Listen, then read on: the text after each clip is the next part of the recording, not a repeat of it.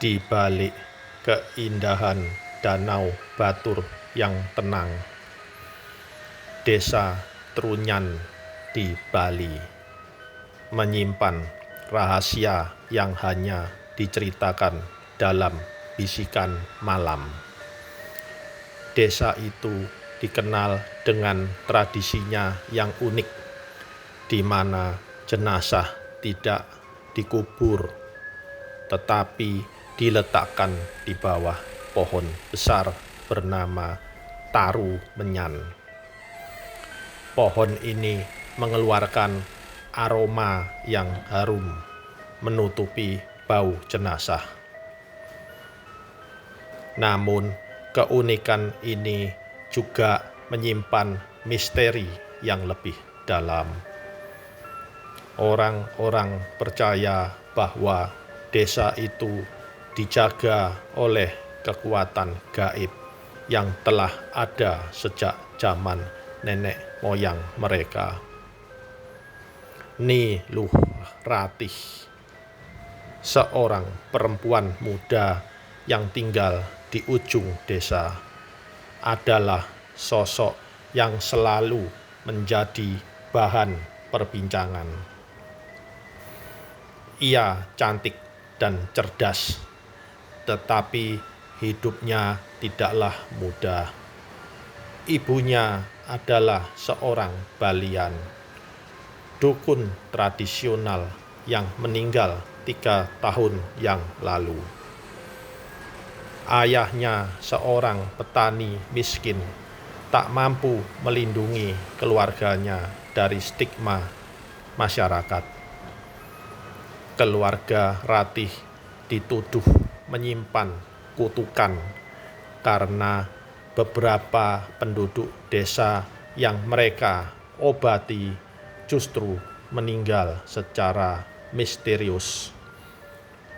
Tuduhan ini membuat Ratih tumbuh dalam kesepian dan dendam. Malam itu, bulan purnama bersinar terang di langit desa. Ratih duduk di depan gubuknya yang kecil, memandang bulan dengan mata penuh kerinduan.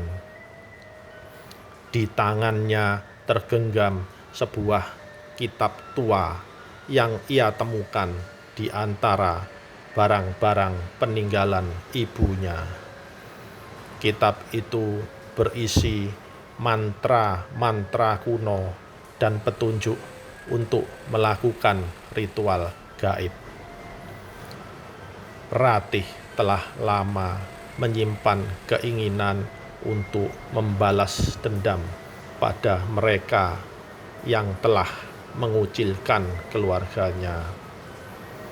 Ia yakin bahwa kekuatan dalam kitab itu adalah jawabannya.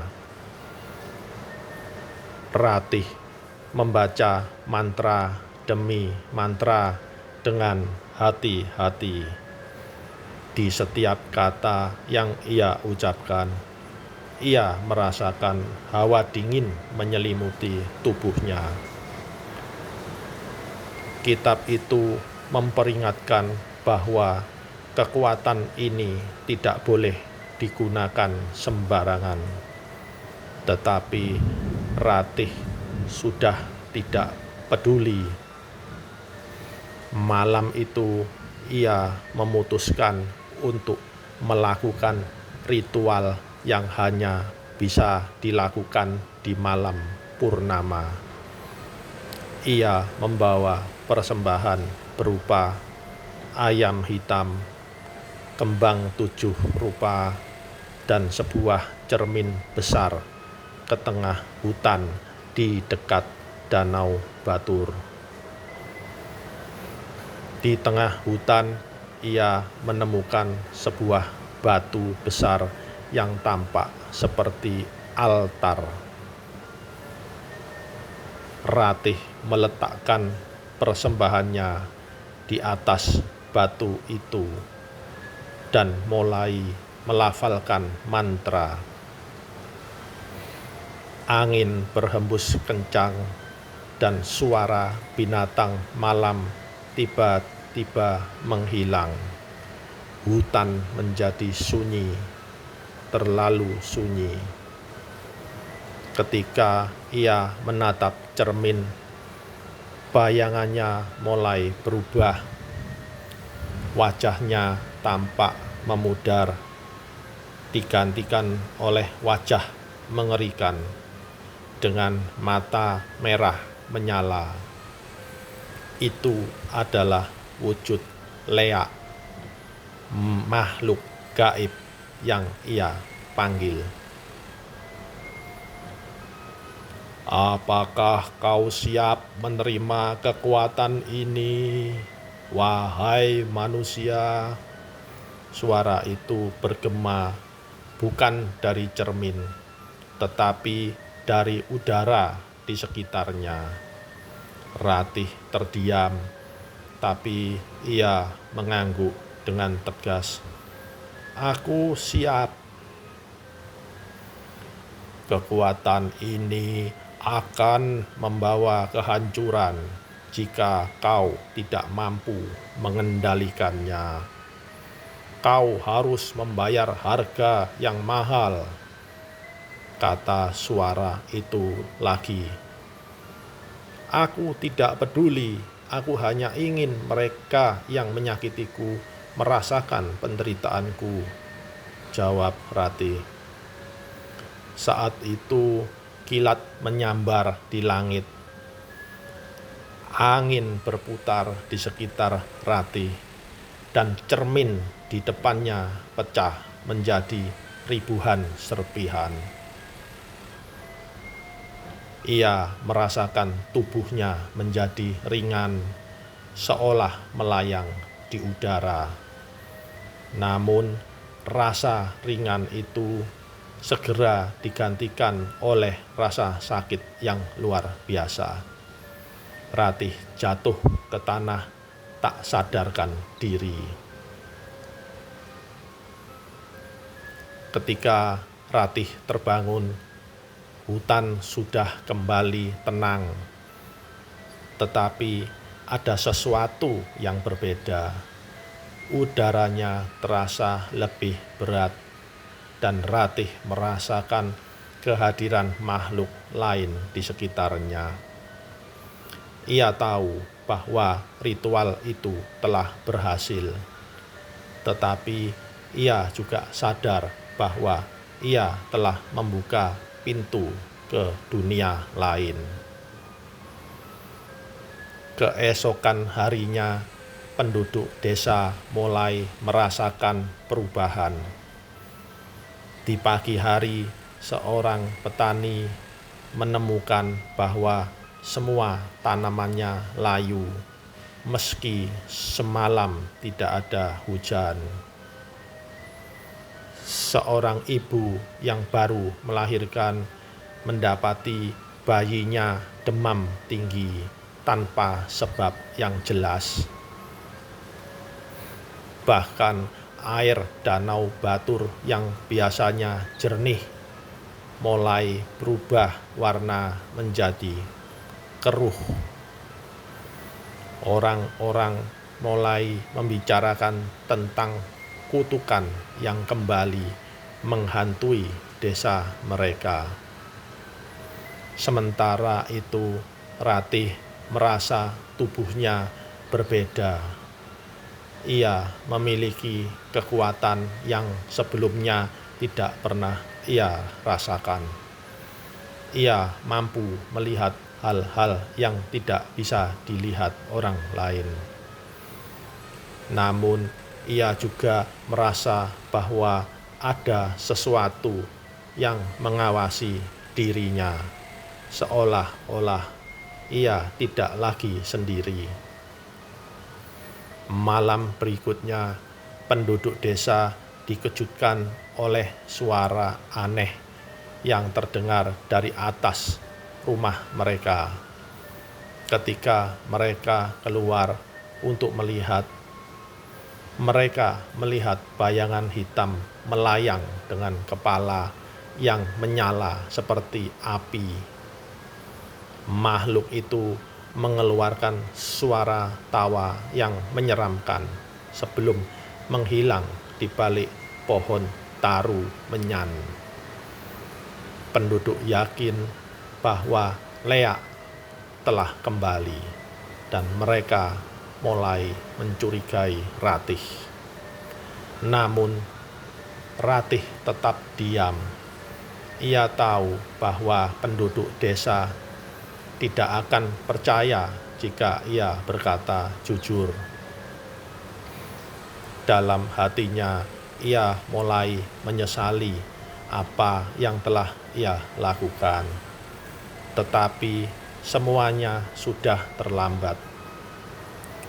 Kutukan itu telah dimulai dan tidak ada yang tahu bagaimana cara menghentikannya. Setelah peristiwa bayangan hitam melayang di atas rumah penduduk, suasana desa Trunyan menjadi mencekam. Tidak ada seorang pun yang berani keluar rumah setelah matahari terbenam. Orang-orang memperketat upacara adat mereka, berharap para leluhur dan dewa-dewa akan melindungi mereka dari bahaya yang tak terlihat. Namun usaha itu sia-sia. Teror leak semakin menjadi. Malam yang mencekam. Pada malam berikutnya, seorang pria bernama Pak Nyoman yang bekerja menjaga kebun desa memutuskan untuk pulang lebih larut dari biasanya.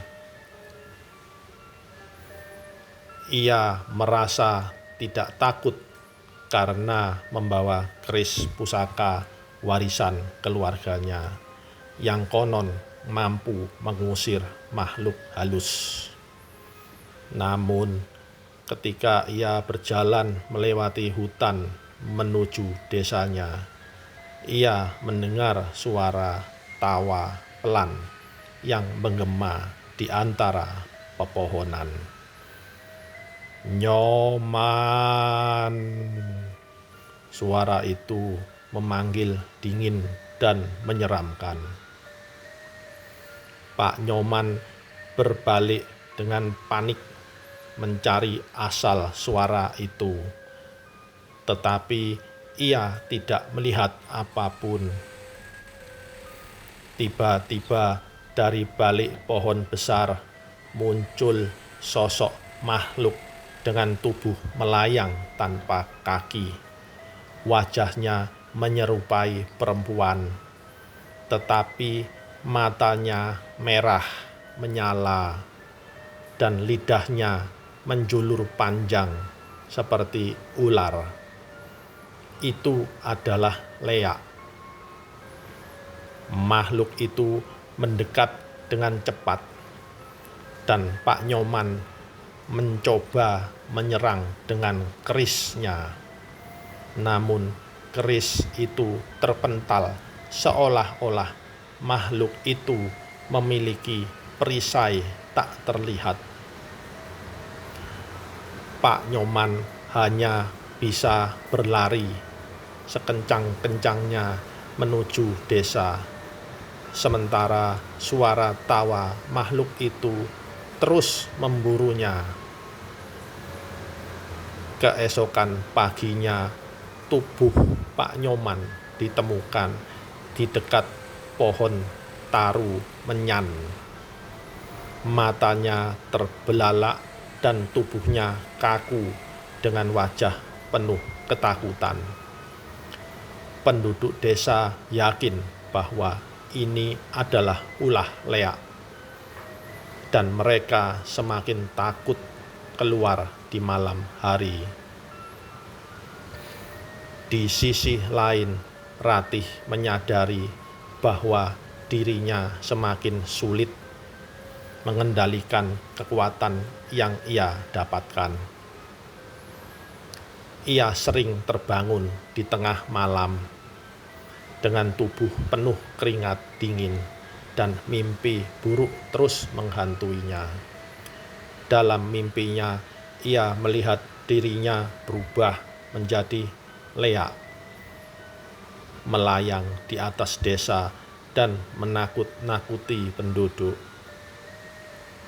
Namun ia tidak tahu apakah itu hanya mimpi atau kenyataan.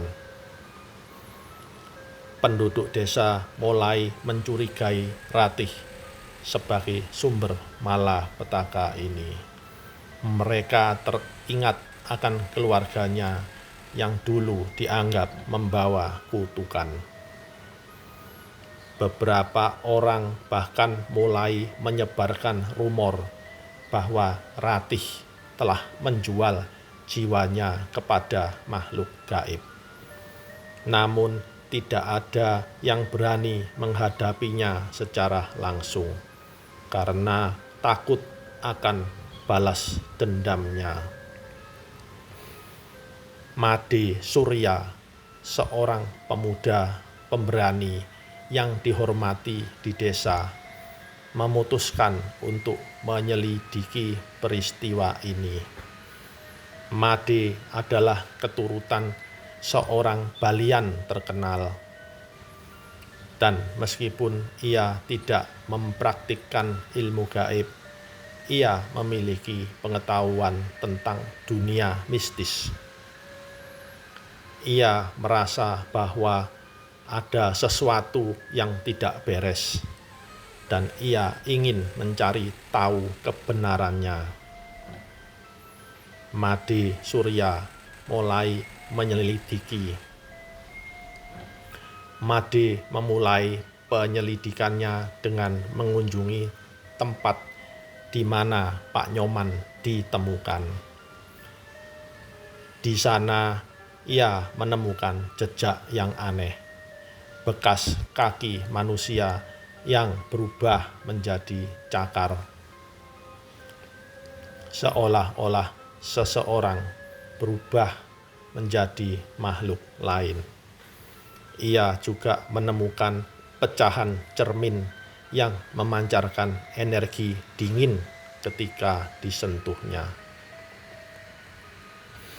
Ini bukan kecelakaan biasa, guman Made pada dirinya sendiri. Ini adalah jejak dunia gaib. Ia kemudian mengunjungi rumah Ratih. Ratih tampak pucat dan gugup ketika Made tiba. Awalnya Ratih mencoba menyangkal bahwa ia tidak tahu apapun tentang peristiwa ini.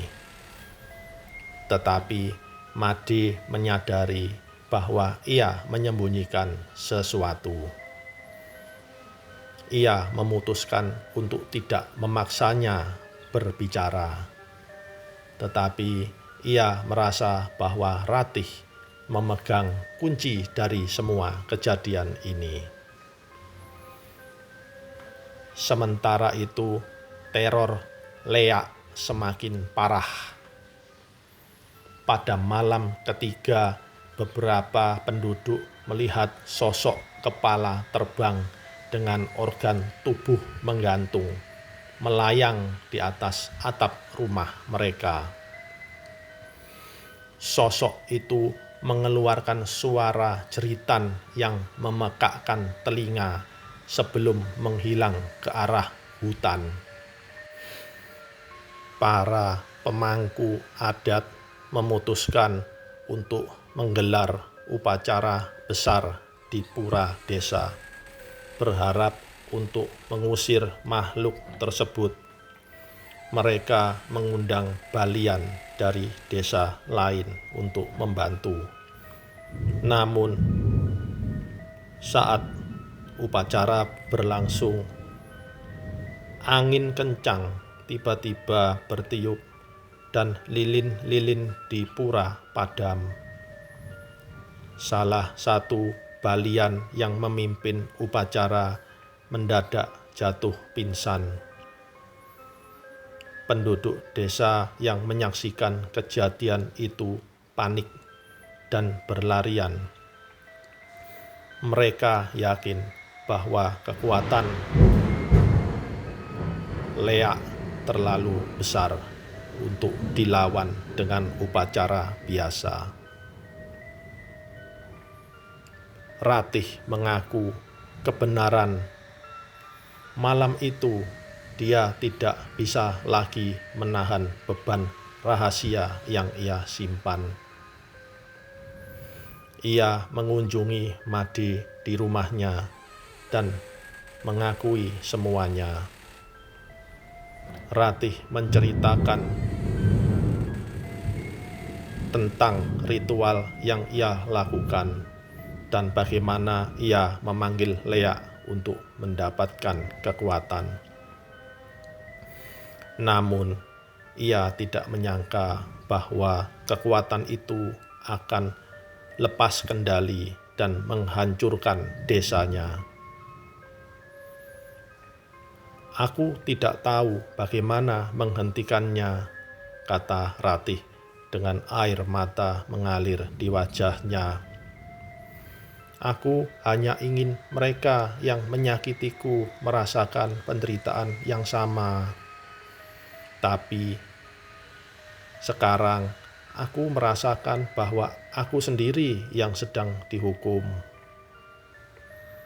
Made terdiam mendengar pengakuan Ratih. Ia tahu bahwa ini adalah masalah yang lebih besar daripada yang ia bayangkan. Ia menyadari bahwa untuk menghentikan teror ini, ia harus mengambil risiko besar. Namun, ia juga tahu bahwa ia tidak bisa melakukannya sendirian. Made dan Ratih memutuskan untuk bekerja sama mencari cara menghentikan Leak. Mereka menyadari bahwa jawabannya mungkin terletak di kitab kuno yang digunakan Ratih untuk melakukan ritual tersebut. Namun, waktu mereka tidak banyak karena Leak semakin kuat dan korban terus berjatuhan. Setelah pengakuan Ratih, Made Surya menyusun rencana untuk mencari cara menghentikan kutukan yang telah merasuki desa Trunyan. Ia yakin bahwa kitab kuno yang digunakan Ratih memegang kunci untuk mengembalikan keseimbangan. Namun, membaca kitab itu tidaklah mudah. Kitab tersebut ditulis dalam aksara kuno dan berisi mantra-mantra yang berbahaya jika salah diucap. Made meminta Ratih untuk membawanya ke tempat di mana ritual itu dilakukan. Malam itu, dengan obor di tangan, mereka berjalan menuju hutan di pinggir Danau Batur. Angin malam terasa dingin menusuk dan suara-suara binatang malam terdengar aneh, seperti bisikan yang menggema. Ketika mereka tiba di tempat itu, suasana berubah. Udara menjadi berat dan aroma busuk menyeruak dari tanah di sekitar batu besar yang digunakan Ratih sebagai altar. Pecahan cermin masih berserakan memantulkan bayangan yang tidak sesuai dengan realitas. Made memeriksa batu besar tersebut. Ia menemukan simbol-simbol aneh yang diukir dengan darah. Simbol itu berbentuk lingkaran dengan garis-garis melingkar yang mengarah ke tengah. Made mengenali simbol itu sebagai lambang pemanggilan makhluk gaib dari dunia bawah. Ratih menunjukkan kitab kuno yang ia bawa. Made mempelajarinya dengan hati-hati, mencoba mengartikan teks dalam aksara kuno.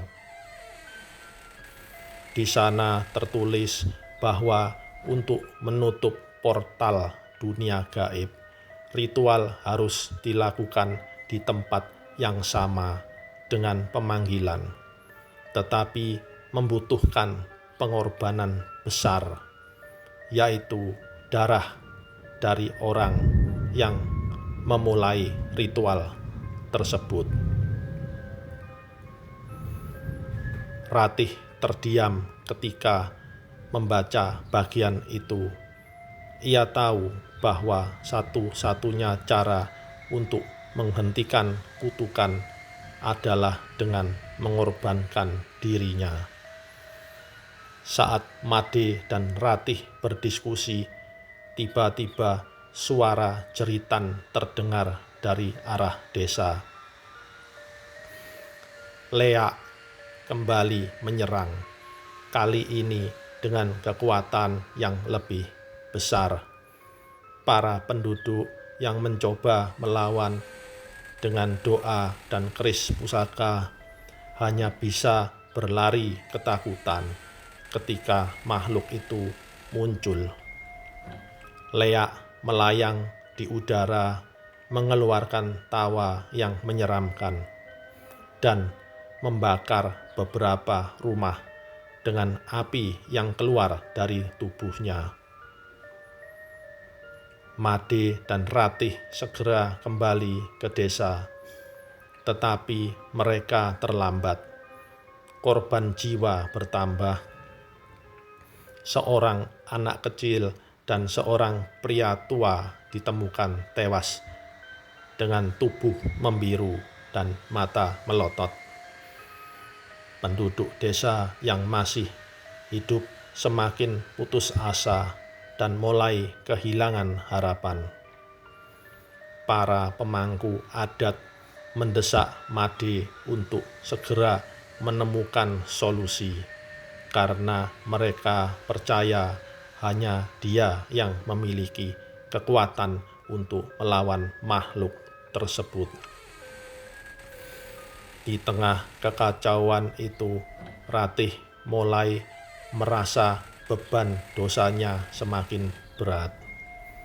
Ia mengingat kembali alasan mengapa ia melakukan ritual itu. Ia tidak hanya ingin balas dendam pada penduduk desa, tetapi juga mencoba membuktikan bahwa dirinya tidak lemah. Namun, ia kini menyadari bahwa tindakannya membawa penderitaan yang jauh lebih besar. Kalau aku harus mati untuk menghentikan semua ini, aku akan melakukannya, kata Ratih dengan suara bergetar.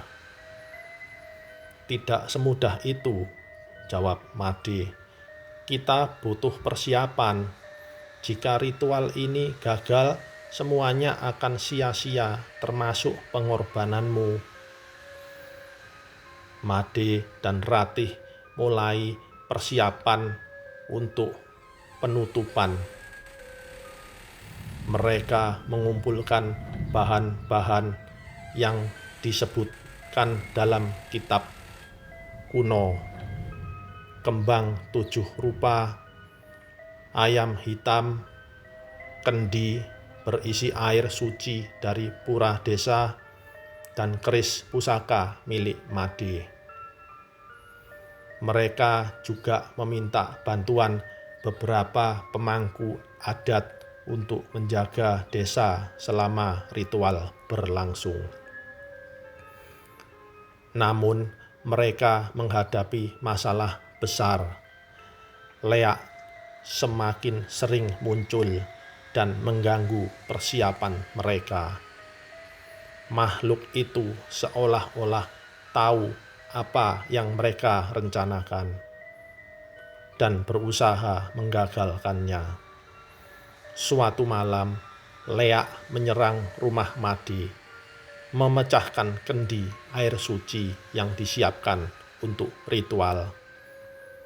Untungnya, Made berhasil melarikan diri bersama Ratih sebelum rumahnya terbakar. Ketika mereka hampir menyerah, Made menemukan sesuatu yang mengejutkan di kitab kuno.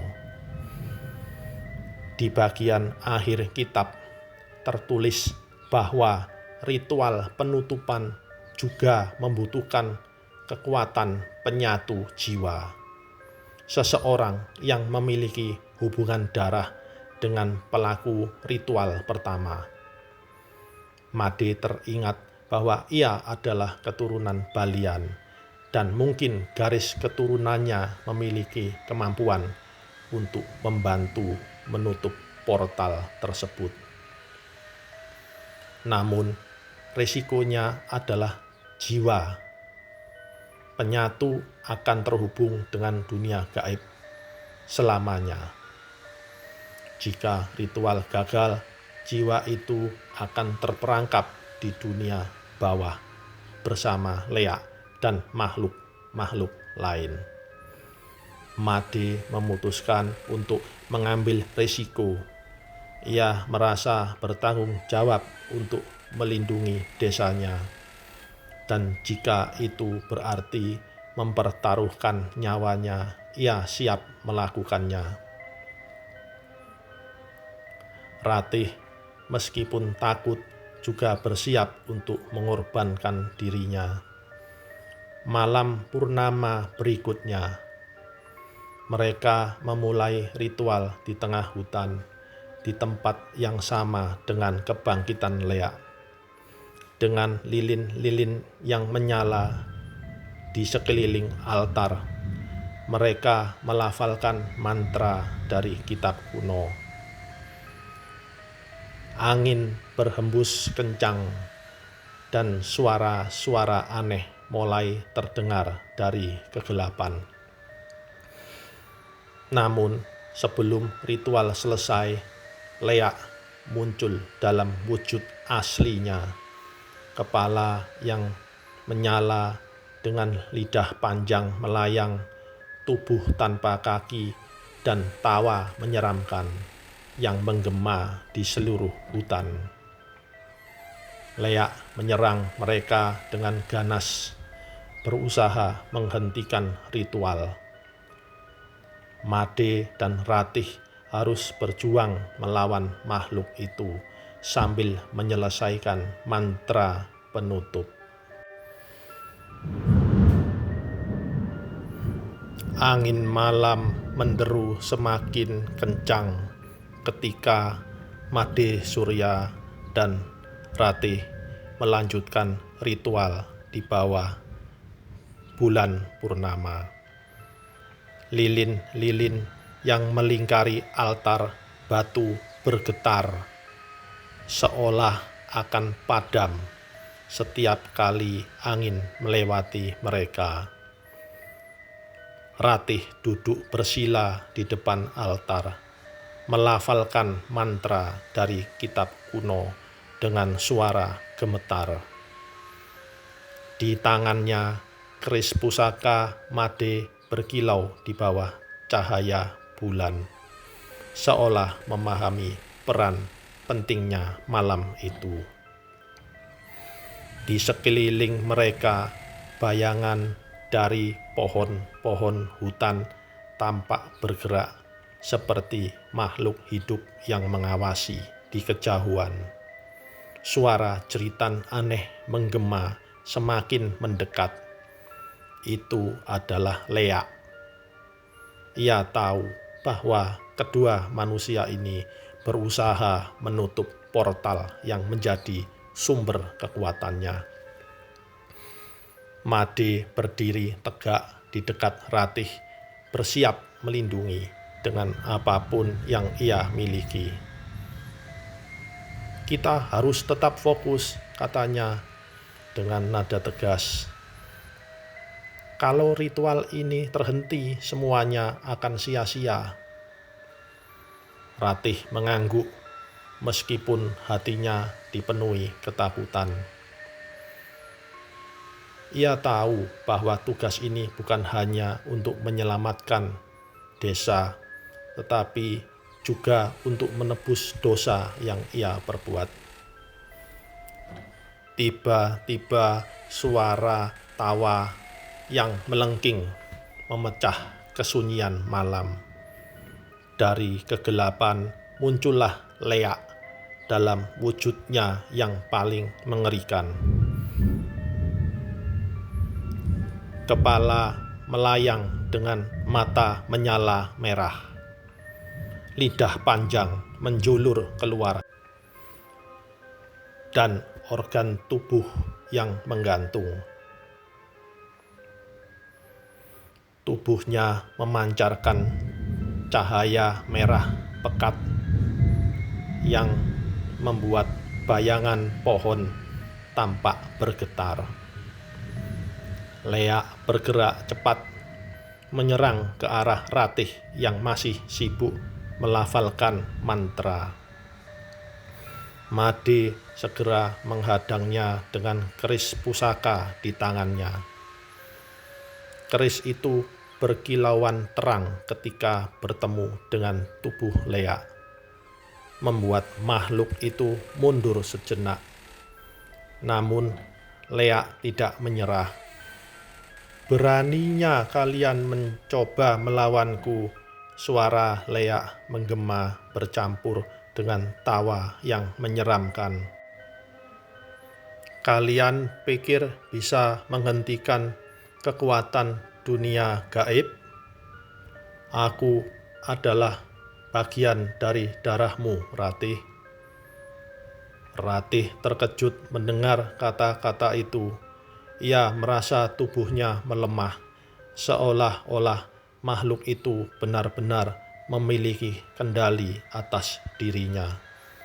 Namun, ia memaksa dirinya untuk tetap membaca mantra, meskipun suara Lea terus mengganggu pikirannya. Pertempuran dimulai. Made menyerang Lea dengan keris pusaka, mencoba mengalihkan perhatian makhluk itu dari Ratih. Setiap kali keris itu menyentuh tubuh Lea, terdengar suara desis seperti api yang padam, dan makhluk itu berteriak kesakitan. Namun Lea terlalu kuat. Ia meluncur ke arah Made dengan cepat, menyerang dengan lidahnya yang tajam seperti pisau. Made terjatuh, tetapi ia segera bangkit kembali, menggenggam keris dengan erat. "Kau tidak akan menang," katanya dengan penuh tekad. "Aku tidak akan membiarkanmu menghancurkan desaku." Sementara itu, Ratih mencapai bagian akhir dari mantranya. Suaranya semakin keras melawan suara angin dan tawa Lea. Ia merasa tubuhnya semakin lemah, tetapi ia tahu bahwa ini adalah saat yang paling penting. "Made, aku butuh waktumu," teriak Ratih. Made mengangguk dan terus melawan Lea. Meskipun tubuhnya mulai terluka, ia tahu bahwa ia hanya perlu menahan, makhluk itu cukup lama agar Ratih bisa menyelesaikan ritualnya. Ketika mantra terakhir selesai dibacakan, tanah di sekitar altar mulai bergetar. Cahaya putih keluar dari altar batu, membentuk lingkaran besar yang perlahan naik ke udara. Cahaya itu seperti tali yang menarik Lea ke dalamnya. Makhluk itu berteriak kesakitan, berusaha melarikan diri. Tetapi cahaya itu terlalu kuat. Namun, portal dunia gaib yang terbuka juga menarik Ratih. Ia merasa tubuhnya melayang, seolah-olah akan terseret masuk bersama Lea. Made melihat itu dan segera berlari ke arahnya. "Tidak, kau tidak bisa pergi," kata Made memegang tangan Ratih dengan erat. "Aku harus melakukannya," jawab Ratih dengan suara lirih. "Ini satu-satunya cara agar untuk memastikan dia tidak kembali." Made mencoba menarik Ratih keluar dari cahaya. Tetapi tubuh Ratih semakin memudar. Sebelum menghilang sepenuhnya, Ratih tersenyum kepadanya. "Terima kasih telah mempercayaiku," katanya. Dalam sekejap, Ratih dan Lea menghilang ke dalam portal, yang kemudian tertutup dengan suara ledakan kecil. Segalanya menjadi sunyi. Made terduduk di depan altar yang kini tampak biasa, tanpa cahaya atau energi gaib. Ia merasakan kehilangan, tetapi juga lega. Desa Trunyan akhirnya bebas dari teror Lea. Penduduk yang sebelumnya ketakutan mulai keluar dari rumah mereka, melihat bahwa malam itu tidak lagi dihantui oleh suara tawa menyeramkan. Namun Made tahu bahwa pengorbanan Ratih tidak akan pernah terlupakan. Ia berjanji pada dirinya sendiri untuk menjaga keseimbangan antara dunia manusia dan dunia gaib, agar kejadian ini tidak terulang kembali. Beberapa minggu kemudian, Made menemukan sebuah bunga kembang sepatu tumbuh di tempat altar batu itu berada. Bunga itu berbeda dari yang lain. Kelopaknya berwarna merah pekat, dan baunya harum seperti kemenyan. Made merasa bahwa bunga itu adalah simbol dari Ratih yang kini menjadi penjaga tak terlihat bagi desanya. Cerita tentang Lea dan pengorbanan Ratih ini menjadi legenda di desa Trunyan, diceritakan dari generasi ke generasi sebagai peringatan bahwa dunia gaib harus selalu dihormati dan tidak boleh digunakan untuk balas dendam.